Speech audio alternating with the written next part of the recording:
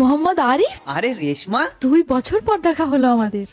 কলেজের ওই দিনগুলি কতই না আনন্দের ছিল। আর তোমার মনে আছে তুমি পুরো কলেজের সবার সামনে আমাকে প্রপোজ করেছিলে? আর হ্যাঁ, আমার এটাও মনে আছে, তুমি আমাকে রিজেক্ট করে দিয়েছিলে। আমি আজও পর্যন্ত বুঝতে পারলাম না যে সত্যিকারের ভালোবাসা কাকে বলে। এই বাগানের যেই ফুলটি তোমার সব থেকে সুন্দর মনে হবে সেই ফুলটি ছিঁড়ে আমার কাছে নিয়ে আসো। দাঁড়াও, আমি এখনই নিয়ে আসছি।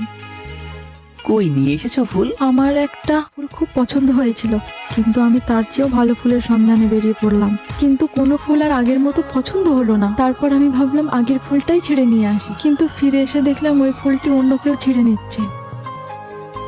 এটাই ভালোবাসার বাস্তবতা, যে সামনে থাকে তাকেই আমরা গুরুত্ব দিই না, পরে যখন তার জন্যই আবার ফিরে আসো ততক্ষণে সে অন্য কারোর হয়ে যায়। তুমি ঠিকই বলেছো, 2 বছর আগের প্রপোজ আমি আজ অ্যাকসেপ্ট করলাম। I love you too. জান, এটা তোমার জন্য।